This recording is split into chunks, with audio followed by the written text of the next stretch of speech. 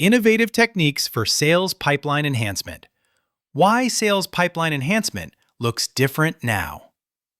Sales pipeline enhancement used to mean adding more activity, more dials, more emails, more leads.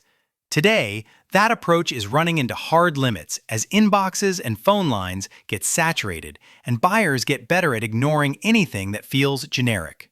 With average cold email reply rates hovering around 5 to 6% and cold call dial to meeting conversion around 2 to 3%, you can't volume your way to predictable pipeline anymore. The buyer has also changed faster than most revenue orgs. Many B2B buyers prefer digital-first interactions, do deep research before talking to sales, and expect outreach to be contextual to their role and timing. When outreach misses the mark, it doesn't just fail, it can actively damage future pipeline, especially when buyers associate your brand with spammy check-ins and template blasts.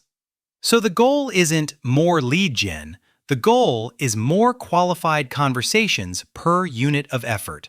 By using better targeting signals, designing multi-channel sequences, and tightening the operational handoffs that keep pipeline from leaking after the meeting is booked. If you're working with a B2B sales agency, an SDR agency, or an internal team, the playbook is the same. Optimize the system, not just the top. Pipeline is a system. Measure it stage by stage. Pipeline becomes predictable when you stop treating it like one big number and start treating it like a chain of conversions. Lead to meeting, meeting to qualified opportunity, and opportunity to closed won are separate mechanisms with separate failure points.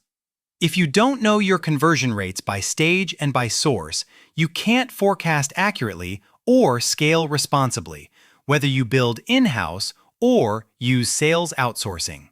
We recommend pulling the last 6 to 12 months of CRM data and calculating conversion rates by channel: inbound, outbound email, B2B cold calling, LinkedIn outreach, and by persona.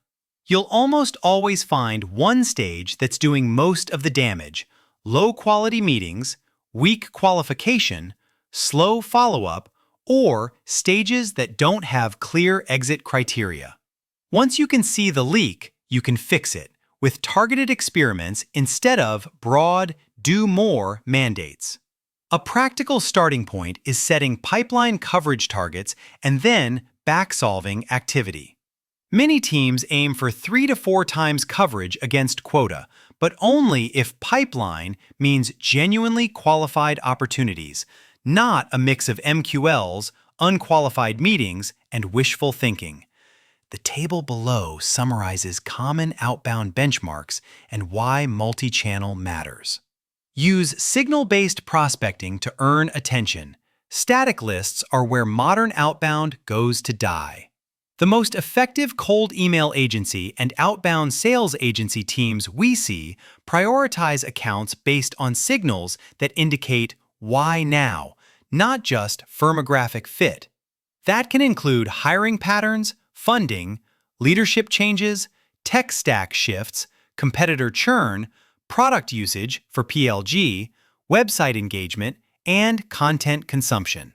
This is also where teams often make the first major mistake: chasing volume over relevance. Blasting massive lists with generic messaging might briefly inflate activity metrics, but it suppresses replies, increases spam complaints, and pushes buyers to ignore your brand. Gartner reports 73% of B2B buyers avoid suppliers that send off-target messages. A tighter ICP plus an account scoring model, fit plus intent, usually increases meetings even when you cap daily sends per rep. Operationally, we like a simple workflow. Define your top signals, assign weights, and generate a daily hit list for SDRs. The top tier gets high-touch outreach, research-backed email openers, targeted call blocks, thoughtful LinkedIn touches, and the next tier goes into nurture until new intent appears. This approach makes your list-building services more valuable because you're not just collecting contacts, you're sequencing them based on timing. Design multi-channel cadences that convert. Single-channel outbound is the second big mistake that quietly kills pipeline. If your plan relies on email alone, you're betting your quarter on a channel where average replies are under 6%. If it relies on calls alone, you're betting on low connect rates and a narrow window of availability. The solution is a coordinated cadence across email, phone, and LinkedIn outreach services, because buyers move between channels even when your team doesn't.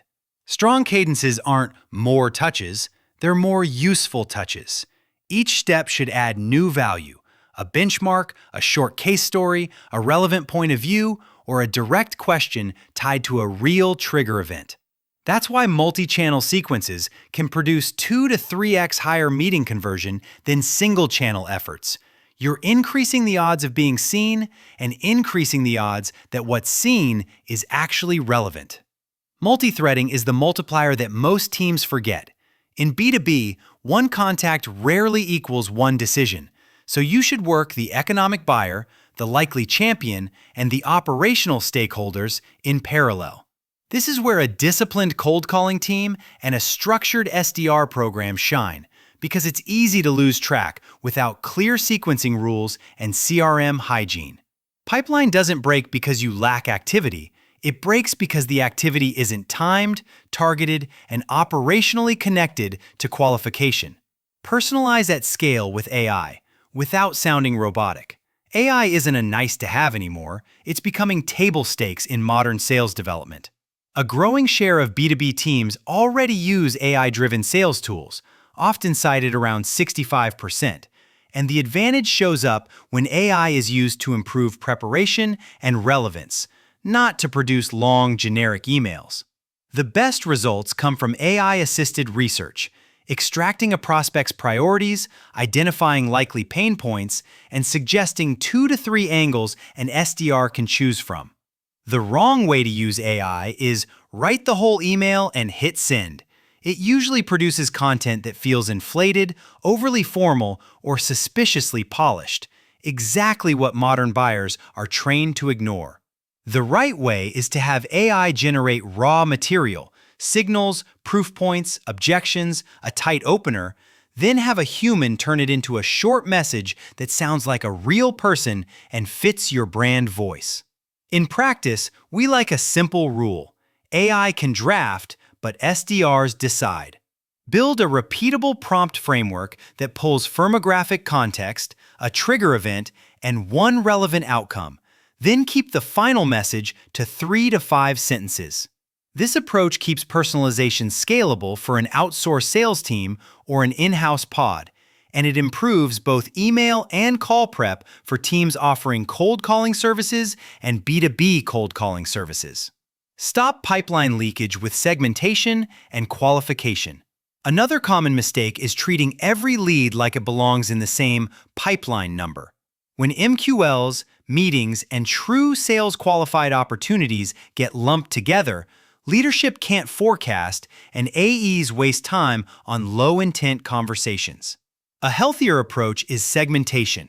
Separate dashboards for inbound versus outbound, and clear labels for intent level and qualification status. Qualification and handoffs are where pipeline often quietly dies. Standardize what sales qualified means, your version of budget, authority, need, and timing, or a lighter framework that matches your motion. Then make the handoff measurable. Require specific CRM fields, require AEs to accept or reject the handoff with a reason, and review rejection patterns weekly so your SDR agency motion improves over time instead of repeating the same misses. You'll also improve conversion by matching touch strategy to account tier.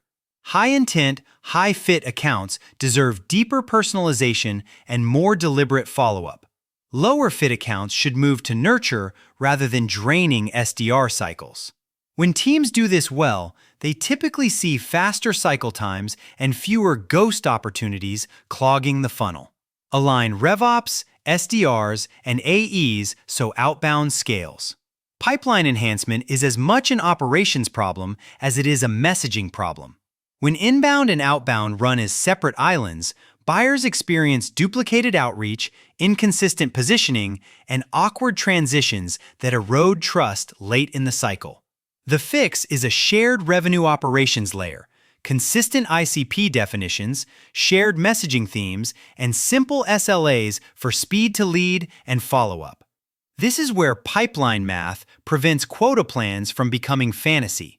Work backwards from revenue targets to required opportunities, then to required meetings, and finally to the activity needed based on your real conversion rates. If you don't do this, you'll either overload reps with unrealistic daily targets or underbuild pipeline and blame execution when the system was mathematically impossible from the start. At SalesHive, we've seen this alignment make or break programs, whether the team is internal or using a sales development agency model. Our delivery teams combine process discipline, definitions, QA, reporting, with flexible execution across email, phone, and social, which is why scaling cold calling companies or an outsourced sales motion requires operational rigor, not just more hustle.